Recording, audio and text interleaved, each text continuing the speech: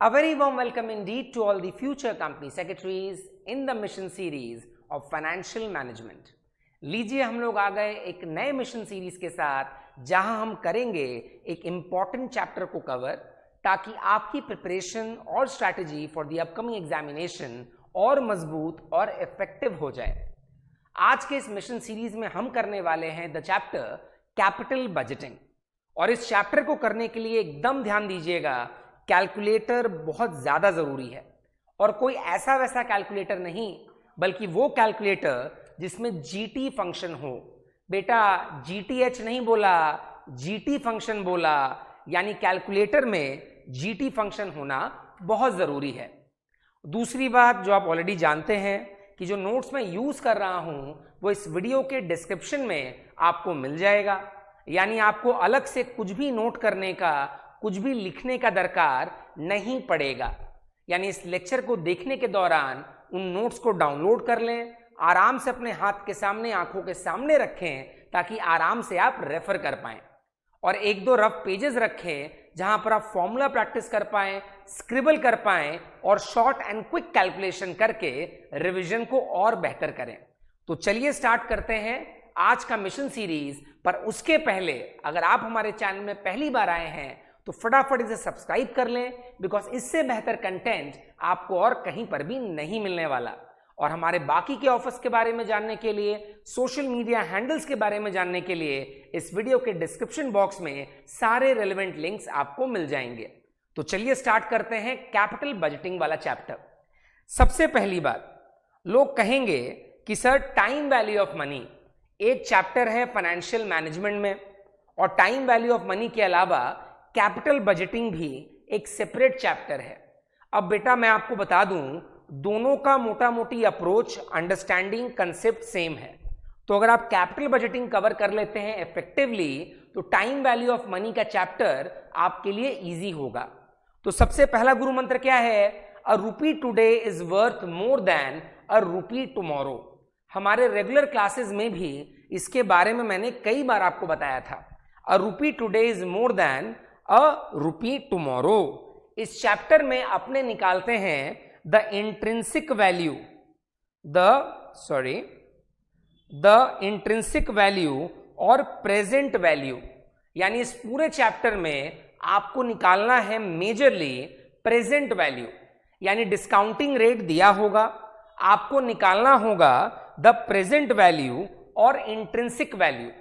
एक कॉमन सा सवाल, अगर मैं आपसे कहूं कि मैं आपको आज 10,000 रुपए दूं या फ्यूचर में 10,000 रुपए दूं, क्वेश्चन को गौर से सुनिएगा और अकॉर्डिंगली आंसर करिएगा कि मैं आपको आज 10,000 रुपए दूं या फ्यूचर में 10,000 रुपए दूं, तो आप कौन सा ऑप्शन सिलेक्ट करेंगे?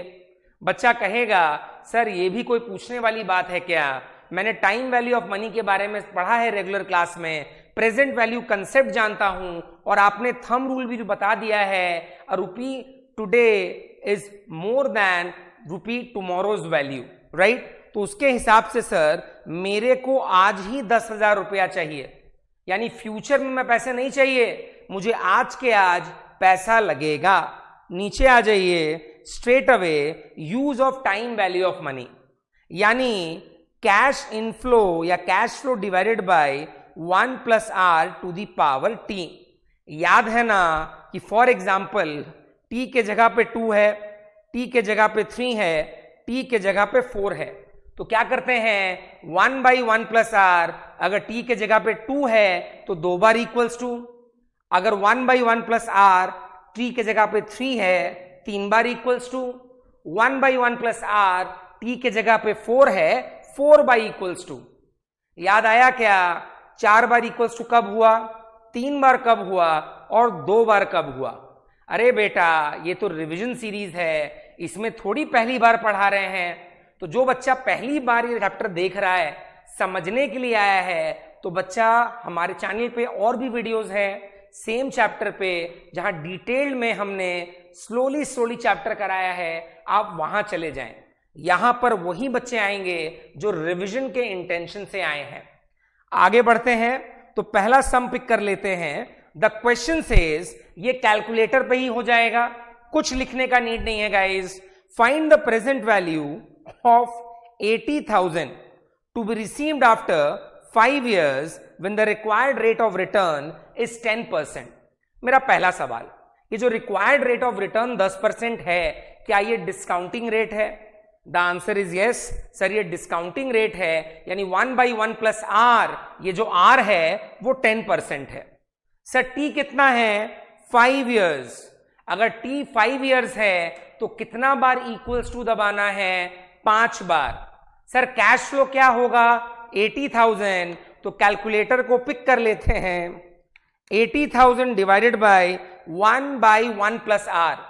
आर का मतलब 10%, 10% को 0.1 लिख सकते हैं ना, 10% यानी 10/100 इक्वल्स टू 0.1, तो 1 प्लस आर, तो 80,000 बाय 1.1, 5 बार इक्वल्स टू दबाओ, 1 2 3 4 5। क्या आपका आंसर 49,673 आया? क्या आपका आंसर 49,673.70 आया क्या? नियर अबाउट यही आएगा। तो अब क्वेश्चन को थोड़ा चेंज करते हैं, डिस्काउंटिंग रेट को पकड़ते हैं अब 15%, यानी 80,000 रहेगा, आर हो जाएगा 15%, यानी 80,000 divided by 1 plus 0.15 to the power 5, यानी 80,000 डिवाइडेड बाय 1.15 5 बार इक्वल्स टू, करके देखो फटाफट, 80,000 डिवाइडेड बाय 1.15 5 बार इक्वल्स टू 1 2 3 4 5, 39,774 अप्रॉक्स आया क्या? टेक 30 सेकेंड्स टाइम, एक बार ये दोनों पार्ट को रिवाइज करें ध्यान से, कैलकुलेटर निकाल लें, गो थ्रू करें। It is a very basic understanding for the present value concept. ध्यान से करो बच्चा, एकदम ध्यान से।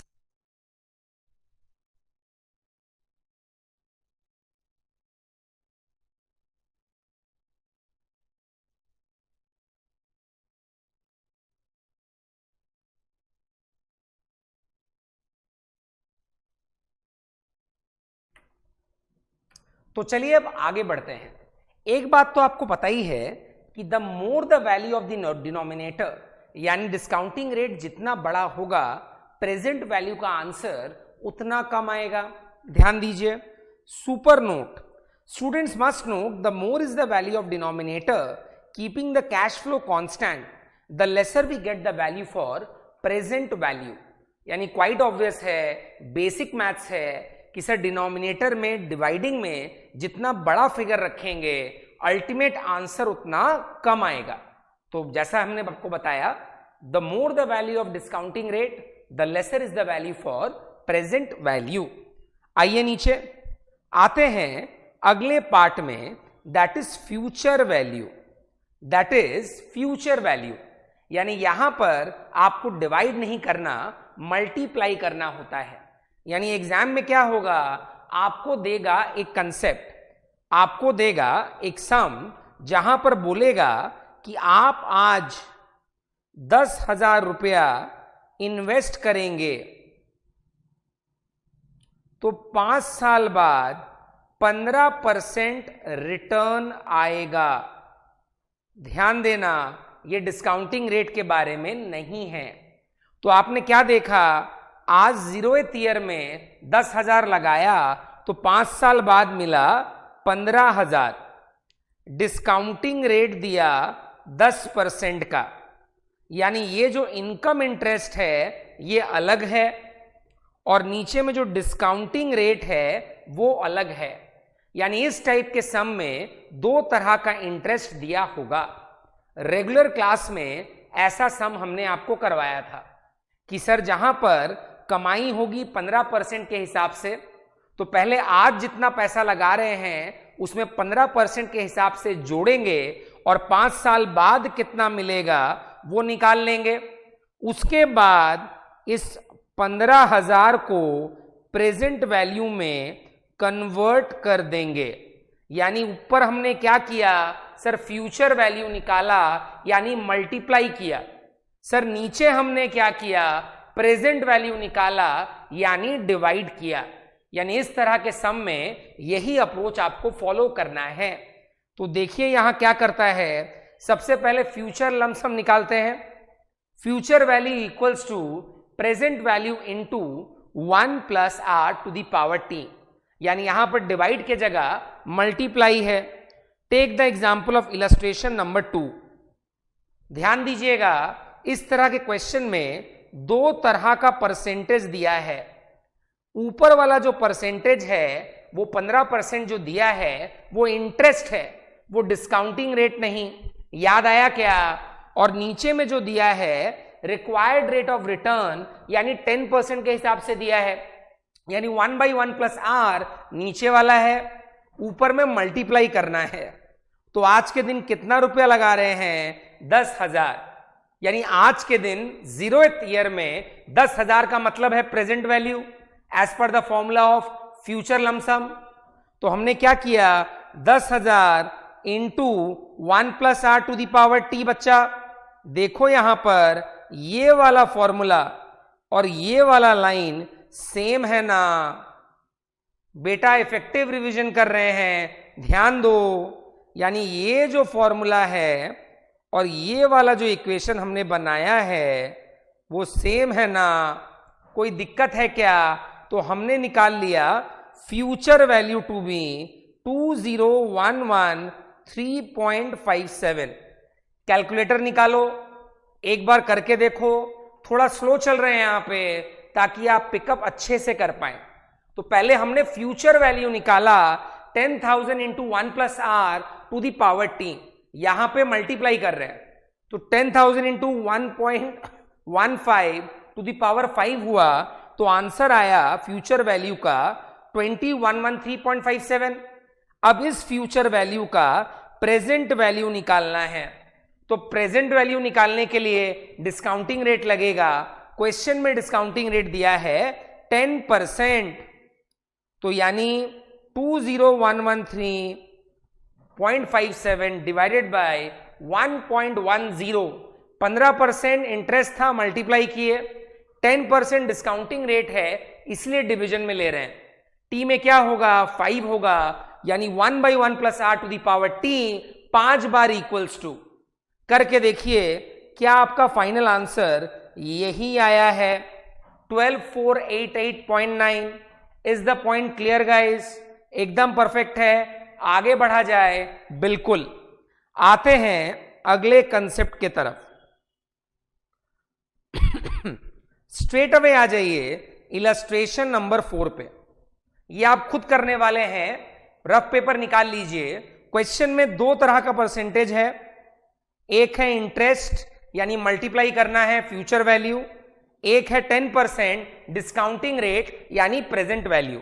आज के दिन कितना इन्वेस्ट कर रहे हैं, 25,000। आज के दिन 0th ईयर यानी 25,000 है प्रेजेंट वैल्यू। तो पहले फ्यूचर वैल्यू निकालो, सॉरी ये 50,000 ले लीजिए, करेक्शन कर लीजिए यहां पे। तो 50,000 एट द रेट 20%, 5 साल फ्यूचर वैल्यू यानी मल्टीप्लाई, क्या आपका आंसर 1,24,416 आया। ध्यान दो बच्चा, सबसे पहले निकालो फ्यूचर वैल्यू, सबसे पहले निकालो फ्यूचर वैल्यू, क्या आपका आंसर 1,24,416 आया। जहां आपका आंसर 1,24,416 आया, इस फ्यूचर वैल्यू को कन्वर्ट करना है प्रेजेंट वैल्यू में। यानी द फंडा इज वेरी मच क्लियर।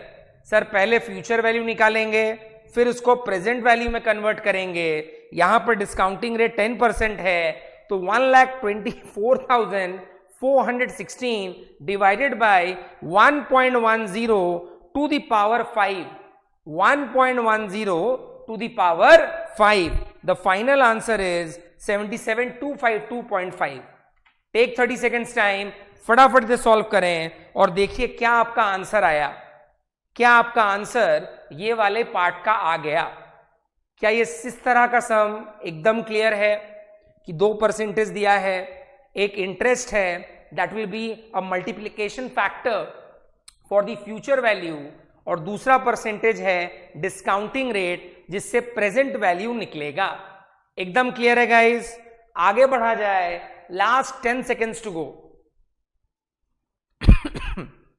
जो बच्चे अभी अभी ज्वाइन किए हैं, मैं आपको बता दूं कि बच्चा, एक बात एकदम क्लियर है, ये जो नोट्स है इस वीडियो के डिस्क्रिप्शन बॉक्स में अवेलेबल है। आपको अलग से कुछ नहीं लिखना, रफ पेपर हाथ में रखिए, नोट्स को खुला रखिए और कैलकुलेटर के साथ सॉल्व करना चालू करें। डन? आइए नीचे, परपेचुटी एक बार रिवाइज कर लेते हैं। फॉर्मूला है R बाई आई, लिखकर प्रैक्टिस कर लें। The formula is R by I. Perpetuity यानी परपेचुअल, जो चलते रहता है, यानी यहां पर कोई टाइम पीरियड फिक्स नहीं होता, यानी नाम से क्लैरिटी है। परपेचुटी का मतलब है सर परपेचुअल, जो चलते रहता है। Perpetuity is an annuity in which the periodic payment or receipt begin on a fix date and continue indefinitely or perpetually, यानी no time period is fixed. जैसा मैंने आपको बताया, फिक्स्ड कूपन पेमेंट्स और permanently invested irredeemable sum of money are prime examples of perpetuity. The principals are never repaid. There is no present value for the principal. Coupon rate, appropriate discounting rate. यानी ध्यान दीजिएगा, coupon rate शब्द का इस्तेमाल होगा perpetuity के सम में। Students जो एग्जाम देने वाले हैं, चाहे आने वाले टर्म में या उसके बाद वाले टर्म में या कभी भी, these are basic terminology, basic understanding है, ये आपको पता होना चाहिए। इसके लिए बार बार रिवाइज भी करना नहीं पड़ता।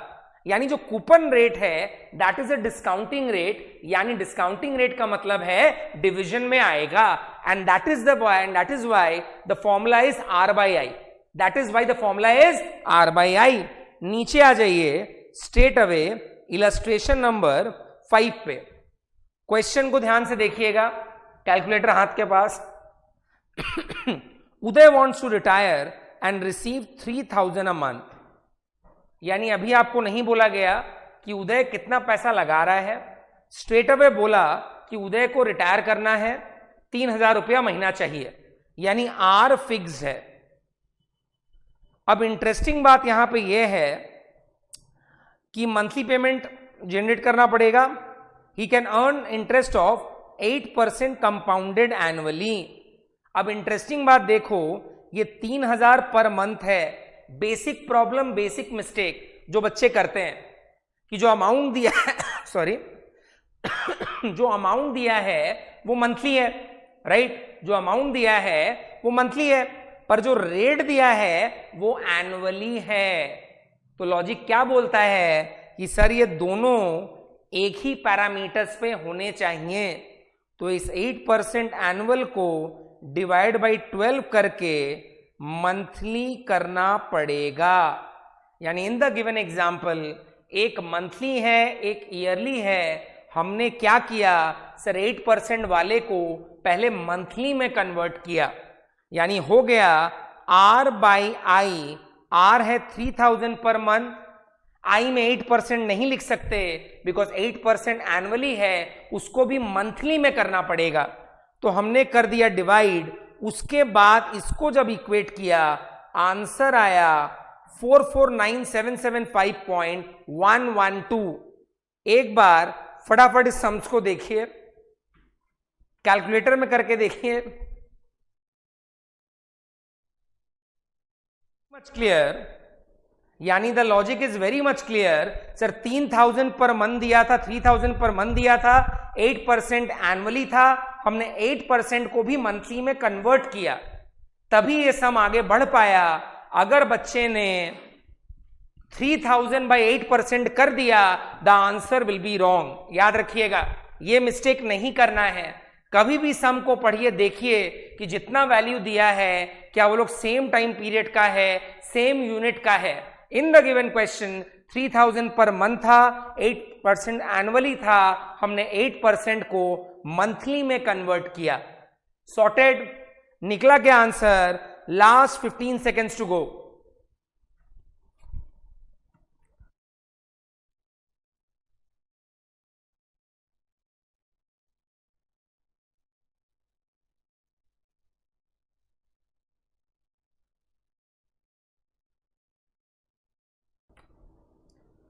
चलिए अब बढ़ते हैं कैलकुलेशन फॉर ग्रोइंग परपेचुटी के तरफ। जैसा कि आप जानते हैं जब भी ग्रोथ रेट रहता है तो मेजॉरिटी ऑफ जगह में डिनोमिनेटर में -g हो जाता है। यानी if you talk about calculation of growing perpetuity, r by आई था नॉर्मल परपेचुटी, और अगर ग्रोइंग परपेचुटी की बात करें तो वहां पर आ जाएगा 1 - g, वहां पे आ जाएगा 1 - g। नीचे आ जाइए, देख लीजिए कैलकुलेशन एक बार एग्जाम्पल के तौर पे। assuming that the discounting rate is 7% per annum, how much would you pay to receive 500 growing at 5% per annum forever? यानी G दिया है 5%, डिस्काउंटिंग रेट दिया है 7%, इस 5 को अपने एनुअली ही मान के चल रहे हैं, तो R by I minus G, 500 by 7% minus 5%, 25,000 will be the answer. आया क्या? करो फटाफट गाइस, प्रैक्टिस करो साथ साथ, ताकि बाद में कम काम करना पड़े घर पर लेक्चर के बाद। फटाफट करिए ध्यान से एकदम। डन, बढ़ा जाए आगे। Very very nice. आते हैं नेट प्रेजेंट वैल्यू।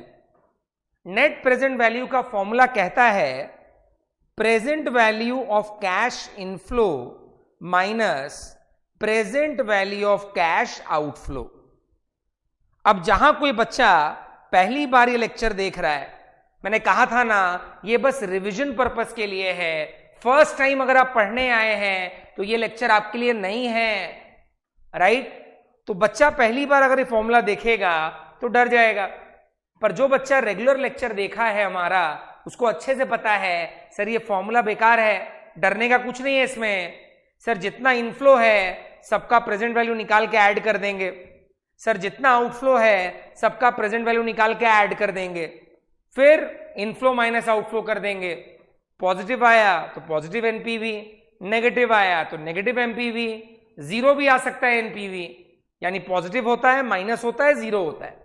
यानी ultimately it is present value of cash inflow minus present value of cash outflow. अब बात करते हैं वर्किंग कैपिटल ट्रीटमेंट को लेकर। आपको याद होगा हम लोग आपको सब कुछ नोट्स में लिखवाते हैं, यानी जो बच्चे हमारे रेगुलर क्लास के बच्चे हैं, समरी कॉपी में नोट्स लिखवाया हुआ है हमने। The treatment regarding working capital, क्या बताया था आपको कि बच्चा वर्किंग कैपिटल के ट्रीटमेंट में पहले वर्किंग कैपिटल को कॉस्ट की तरह माइनस कर देते हैं और टुवर्ड्स द एंड यानी लास्ट ईयर में उसको इनफ्लो दिखा देते हैं। यानी क्वेश्चन में बोले या ना बोले आप याद रखिएगा, वर्किंग कैपिटल पहले आउटफ्लो में जाएगा, उसके बाद इनफ्लो में जाएगा, उसके बाद इनफ्लो में जाएगा टुवर्ड्स द एंड। देखिए क्या लिखाया था, students must note that if working capital data is given in the question, then first of all we need to reduce the same as cash outflow. Whether it is mentioned in the question, it is not relevant. We must add back to the present value of cash flow of working capital. यानी question में बोला है कि नहीं बोला है उससे कोई मतलब नहीं है। क्वेश्चन में बोला है कि नहीं बोला है उससे कोई मतलब नहीं है। लास्ट में आपको वर्किंग कैपिटल को एज एन इनफ्लो दिखाना पड़ेगा, लास्ट में वर्किंग कैपिटल को एज एन इनफ्लो दिखाना पड़ेगा। देख लीजिए यहां पर thumb rule for net present value. अगर एनपीवी पॉजिटिव आया एक्सेप्ट द प्रोजेक्ट, सब कुछ बढ़िया। अरे एनपीवी तो प्रॉफिट के जैसा ही है ना, इनफ्लो माइनस आउटफ्लो, तो अगर प्रॉफिट आया पॉजिटिव आया तो एक्सेप्ट करना चाहिए, नेगेटिव आया तो नहीं एक्सेप्ट करना चाहिए, अगर जीरो आया तो इनडिफरेंट, यानी तुम्हारे पे है एक्सेप्ट करोगे या नहीं करोगे। देखो एक बार, NPV positive, project is viable and good, यानी एक्सेप्ट कर लो। NPV negative, project not viable and bad, don't accept is. Zero NPV यानी करना है तो करो वरना मत करो। एक और चीज ध्यान दो, जो कैश फ्लो आप लेते हैं it will always be post tax. Always make a point guys, exam में भी ध्यान रखना कि अगर कैश फ्लो दिया है, टैक्स रेट मेंशन नहीं किया है, तो बाय डिफॉल्ट अज्यूम है वो पोस्ट टैक्स है। बट कहीं कहीं पर आप देखेंगे आपको लिख कर देगा कि ये प्री टैक्स कैश फ्लो है, तो वहां पर अगर टैक्स रेट दिया है और लिखा है प्री टैक्स कैश फ्लो, आपको उसको पोस्ट टैक्स बनाना पड़ेगा, तभी आपका सम चालू होगा। प्री टैक्स कैश फ्लो के बेसिस पे सॉल्व मत कर देना, वरना आंसर गलत आएगा। यानी कोई अगर आपसे पूछता है कैश फ्लो दिया है, कौन सा लेना है एनपीवी निकालने के लिए कैपिटल बजटिंग वाले चैप्टर में, आप सीधा बोलेंगे भैया ये पोस्ट टैक्स होना चाहिए। तो thumb rule for NPV clear, post tax वाला पार्ट क्लियर। एक बार वापस से देखो याला,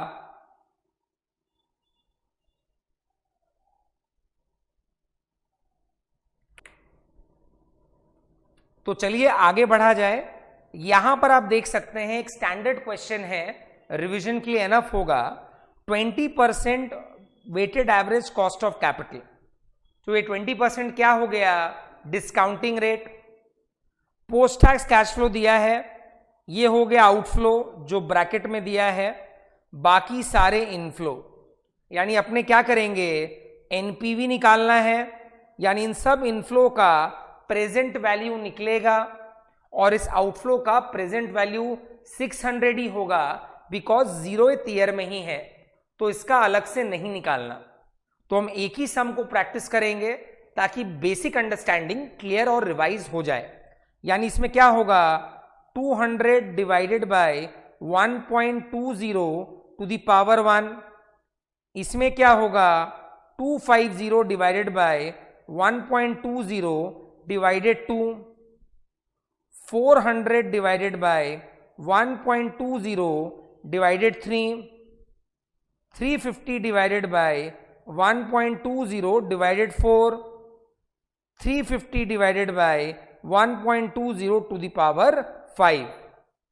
फिर इन सबको ऐड कर देंगे, जो कि हमने नेक्स्ट पेज में किया। पीवी फैक्टर भी आप निकाल सकते हैं, ऑब्वियस सा बात है, कैलकुलेटर पिक करो। 1 divide by 1.20 one time equals to आएगा 0.8333। कैलकुलेटर को छेड़ना मत, वापस से एक बार इक्वल्स टू यानी 2 बार इक्वल्स टू आएगा 0.6944। फिर कैलकुलेटर छेड़ना मत, एक और बार इक्वल्स टू 0.57870, एक और बार इक्वल्स टू 0.4823, एक और बार इक्वल्स टू यानी 5 बार इक्वल्स टू हो गया 0.4019। एग्जाम में सिर्फ सब्जेक्टिव पेपर है, आप आंसर इसी फॉर्मेट में बनाएंगे। यानी ये जो हमने ऊपर में किया ये अंडरस्टैंडिंग के लिए था, पर जब सब्जेक्टिव फॉर्मेट का एग्जाम होगा step marking will be very important. कितने बच्चे शॉर्टकट मारने के चक्कर में स्टेप मार्किंग लूज कर जाते हैं, जहां फुल मार्क्स मिलना चाहिए, करेक्ट आंसर आया है, कंसेप्ट आपको क्लियर है, आप मार्क्स को मिस करते हैं। और इस चैप्टर में काफी कॉमन प्रॉब्लम है बच्चों के साथ इसी चीज को लेकर। तो without making any such silly mistake, any such error, ध्यान रखिएगा स्टेप कहीं भी मिस ना करें। जो रिक्वायर्ड फॉर्मेट है सुंदरता के साथ, नीट एंड क्लीन तरीके के साथ सम्स बनाएं। तो अल्टीमेटली हमने फॉर्मेट देख लिया कि किस फॉर्मेट में रिवाइज करना है। आते हैं अब नीचे के तरफ, सेम तरह का सम, खाली वैल्यूज में चेंज है, राइट। इसमें कुछ नया नहीं है, सेम तरीके से हमने ईयर्स बनाया, प्रोजेक्ट आउटफ्लोज लिए और एनपीवी निकाल लिया। पॉजिटिव एनपीवी आया है तो जाहिर सी बात है कि अल्टीमेटली हमें प्रोजेक्ट को एक्सेप्ट करना चाहिए। देते हैं आपको 3 मिनट का टाइम, एक बार आप फटाफट इसे खुद से बनाएं, यानी टेबल बनाएं फटाफट और कैलकुलेटर से मैच करें कि आपका भी सेम आ रहा है कि नहीं, फिर अपने आगे बढ़ेंगे। 2 मिनट है आपके पास, गो थ्रू करें, प्रैक्टिस करें। मिशन सीरीज रिवीजन के लिए है आपके लिए, फटाफट करें गाइस।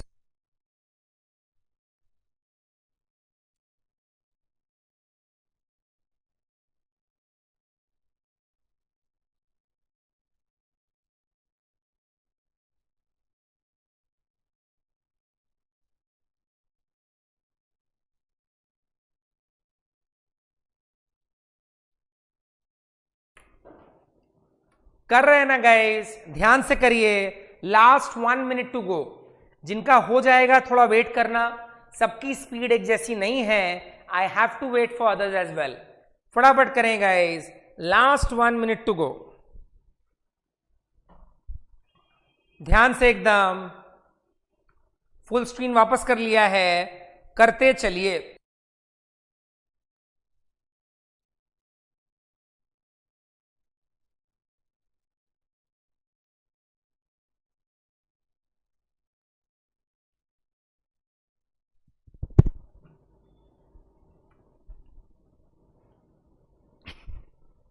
डन? यहां तक आते हैं नीचे के तरफ।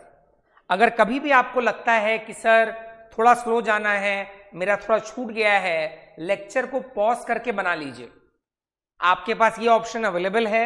लेक्चर को पॉज करके आप सम कंप्लीट करें और कुछ रिवाइज करना है वो करें, फिर आगे चलें। सो कैपिटल बजटिंग टेक्निक्स में 2 तरह के अप्रोच हैं। पहला है ट्रेडिशनल और नॉन डिस्काउंटिंग कैश फ्लो, यानी यहां पर डिस्काउंटिंग रेट वाला फंडा नहीं होता।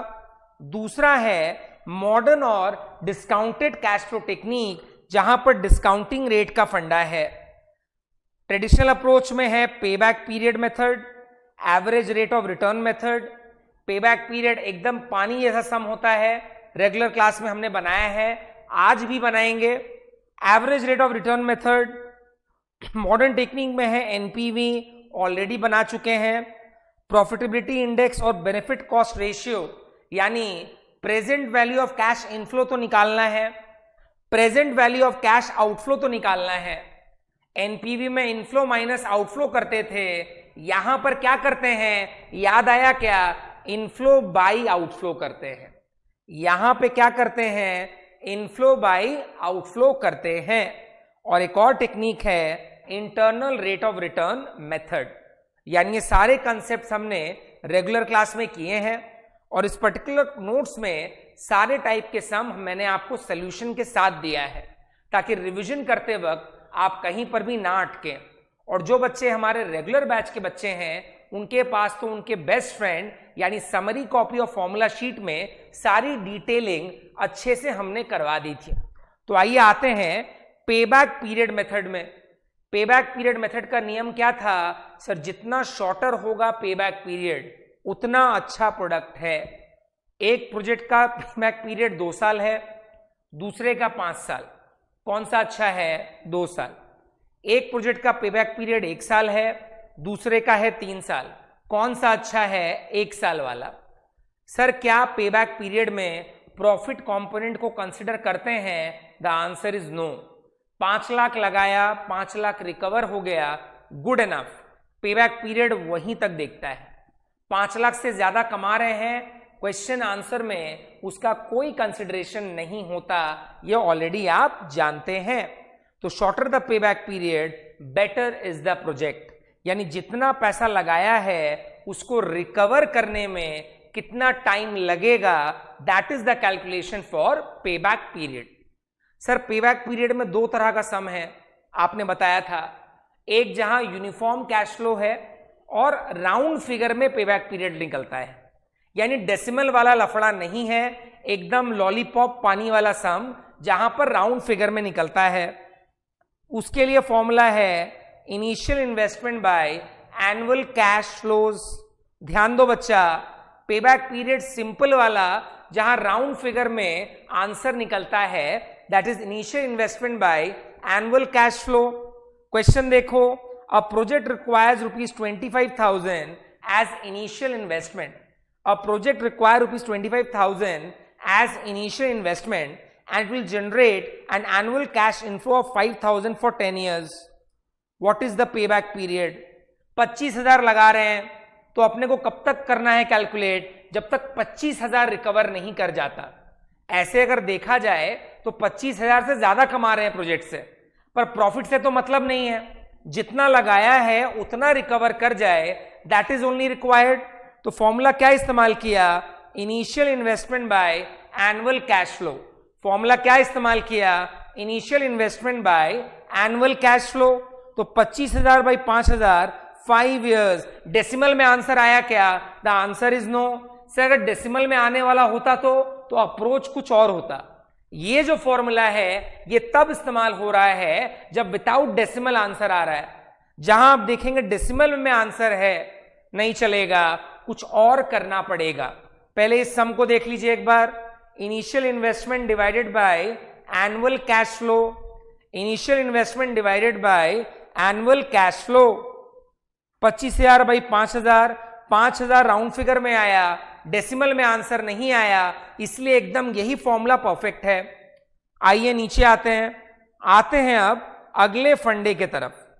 ये सम आप जानते हैं, क्वेश्चन को देखिए। 25,000 आउटफ्लो है, एनुअल कैश इनफ्लो रिस्पेक्टिवली दिया है। पेबैक पीरियड में क्यूमुलेटिव कैश इनफ्लो निकालते हैं। पेबैक पीरियड में क्यूमुलेटिव कैश इनफ्लो निकालते हैं। याद आया क्या रेगुलर क्लास का डिस्कशन? क्यूमुलेटिव कैश इनफ्लो निकालते हैं। तो आउटफ्लो तो 25,000 है, फर्स्ट ईयर 6, 9, 7, 6, 4 सबको ऐड करना चालू किया। 9 + 6 15, 15 + 7 22, 22 + 6 28, 28 + 4 32। तो हमने क्या देखा सर 25,000 इन दोनों के बीच आ रहा है, यानी payback period will be greater than 3 but less than 4। देख के पता चल रहा है क्या 25,000 इन दोनों के बीच आ रहा है, तो payback period will be greater than 3 less than 4। So ultimate answer आएगा 3.5। देख लीजिए एक बार, रिवाइज करें फिर आगे चलेंगे। लीजिए 1 मिनट का टाइम, देखो ये आंसर कैसे आया, फिर आगे चलते हैं। रेफर द सम, यानी यहां पर राउंड फिगर में आंसर नहीं आ रहा था, डेसिमल में आ रहा था, इसलिए वो फॉर्मूला नहीं चला। इस तरह का सम काफी पॉपुलर है एग्जाम में। जब डेसिमल में आता है तो क्यूमुलेटिव कैश इनफ्लो निकालते हैं, यानी इस कंसेप्ट में क्यूमुलेटिव कैश इनफ्लो निकालते हैं। रिवीजन डन, बढ़ा जाए आगे, आते हैं नीचे के तरफ। फॉर्मूला देख लीजिए, average rate of return. White paper pen निकाल लो, प्रैक्टिस कर लेते हैं एक बार साथ में। Average rate of return in original investment, खाली फॉर्मूला लिखना, net earning after depreciation and taxes, net earning after depreciation and taxes divided by number of years project will last divide by original investment, ठीक है, multiplied by original investment. Is that clear? वही चीज average investment में, खाली change होगा average investment. आइए नीचे आगे बढ़ते हैं अगले पार्ट के तरफ। ये कॉमन टाइप का समी है जहां पर अलग अलग डिस्काउंटिंग रेट में हम प्रैक्टिस करते हैं, यानी यहां पर अभी करने का दरकार नहीं है। लेक्चर के बाद सॉल्यूशन भी आपके साथ है, आप प्रैक्टिस अलग से कर लीजिएगा। अभी बस basic and important revision techniques अपने कवर करेंगे। इलस्ट्रेशन नंबर 13 लिखिए, important, a very common type of a sum जो पूछा जाता है, यानी आपके सिलेबस में machine replacement, buying a new machine, regular class का डिस्कशन याद आया ना, वो भी है और वो काफी कॉमनली आस्क्ड है। A firm is planning to buy one new sewing machine, the machine would cost ₹18,000, यानी ये हो गया outflow, and would yield a cash flow of 5,300 for next 5 years. Is this a case of uniform cash inflow? यानी हर साल एक amount of cash inflow है। इस तरह के सम में टेबल बनाने के अलावा what is the fastest way of calculating the present value? The answer is sir calculator में जीटी फंक्शन का इस्तेमाल करते हैं। कैलकुलेटर में जीटी फंक्शन का इस्तेमाल करते हैं जब यूनिफॉर्म कैश इनफ्लो होता है। कॉस्ट ऑफ कैपिटल यानी डिस्काउंटिंग रेट दिया है 14%। Find out the NPV of the project. कुछ नया है क्या? बिल्कुल भी नहीं। खाली ध्यान देने वाला क्या था सर? ध्यान देने वाला था यहां पर यूनिफॉर्म कैश इनफ्लो है तो जीटी फंक्शन का इस्तेमाल करना है। हमने यहां पर नॉर्मल तरीके से बना के आपको दिखाया, उसके बाद जीटी फंक्शन का भी इस्तेमाल करेंगे। तो आप देख पा रहे हैं अलग अलग पीवी फैक्टर है, बिकॉज टी इज डिफरेंट, यहां पे फर्स्ट 1 है, 2 है, 3 है, 4 है, 5 है, तो एक पीवी फैक्टर नहीं होगा, 195.3 आएगा अगर आप नॉर्मल तरीके से बनाते हैं तो। Is that sorted? नीचे आते हैं, जीटी फंक्शन कैसे यूज करते हैं। तो अगर मान लीजिए 14% है, यानी 1 डिवाइडेड बाय 1.14, 14% है ना, 1 डिवाइड बाई 1 प्लस आर, यानी 1 डिवाइड बाई 1.14, कितना साल? 5 साल। तो 5 बार इक्वल्स टू 1 2 3 4 5, यानी 14% अगर डिस्काउंटिंग रेट है तो 1 डिवाइड बाई 1.14 5 बार इक्वल्स टू किया, अभी और कुछ मत छूना, 0.519 समथिंग आएगा, और उसके बाद अगर जीटी किया the final figure will be 3.433 approx, 3.433 approx, और इससे मल्टीप्लाई किया 5300 को, और आप देखेंगे 195 वहां पर पॉइंट में समथिंग आया था, यहां पर राउंड फिगर में 195 ही आया। सो हमने क्या देखा सर? बस जीटी फंक्शन का इस्तेमाल देख लिया। एक बार रीड करें, टेक 30 सेकेंड्स टाइम। कुछ बच्चे अगर स्लो हैं इस कंसेप्ट के साथ, ध्यान दीजिएगा हमने कैसे किया है। क्वेश्चन में क्या बताया था कि सर 14% डिस्काउंटिंग रेट है, यूनिफॉर्म कैश इनफ्लो है, याद रखो यूनिफॉर्म कैश इनफ्लो का केस है। तो यहां पे अपने क्या किए sir? 1 by 1 plus R, 1 by 1.14, 5 बार इक्वल्स टू मान लीजिए मार दिया, बिकॉज 5 साल दिया हुआ है, right? T is 5 time equals to, then GT press कर दीजिए, तो अल्टीमेटली ये आ जाएगा जीटी प्रेस करते ही, इसको मल्टीप्लाई किया इसके साथ एंड अल्टीमेटली एनपीवी आ गया। क्लियर है ना? रिटन नोट्स है, बाद में रिवीजन कर लेना अगर अभी अटक रहे हो तो, यानी सब कुछ आपको लिख के दे दिया है, आपको और कुछ करने का दरकार नहीं है, जस्ट नोट्स को पढ़ना है और everything will be crystal clear. और जो बच्चे रेगुलर क्लास वाले बच्चे हैं, इतनी बार इतने तरह का सम बनाया है कि ये तो रिवीजन के साथ ही कंप्लीट है। नीचे आ जाइए, फॉर्मूला बस देखिए जो मैंने आपको ऑलरेडी बताया था, PV of cash inflow divide by PV of cash outflow, that is profitability index, PI. यानी प्रॉफिटेबिलिटी इंडेक्स का फॉर्मूला है PV of cash inflow divided by PV of cash outflow.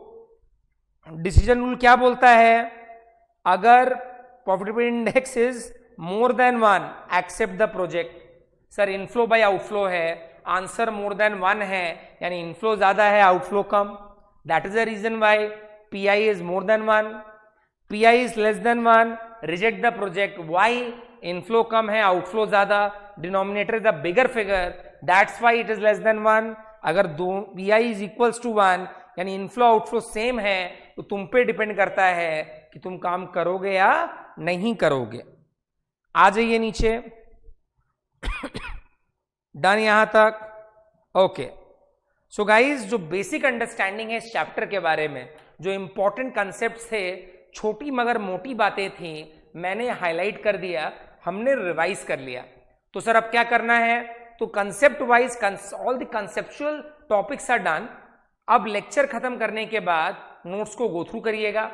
जो बच्चे ऑलरेडी बहुत कॉन्फिडेंट हैं, वापस से सम बनाने का दरकार नहीं है, जो कंसेप्ट रिवाइज कर लिया है that is more than sufficient. पर कुछ बच्चे चाहते हैं नहीं सर मेरे को रिवीजन करना है, तो ये जो नोट्स आपको दिया है प्रैक्टिस करने के लिए different type of sum will be more than sufficient, और उसके बाद इंस्टीट्यूट का मैट निकाल के एक बार ब्रशअप कर लीजिएगा। तो आज के लिए बस इतना ही, मिलते हैं अगले मिशन सीरीज में एक नए चैप्टर के साथ, तब तक के लिए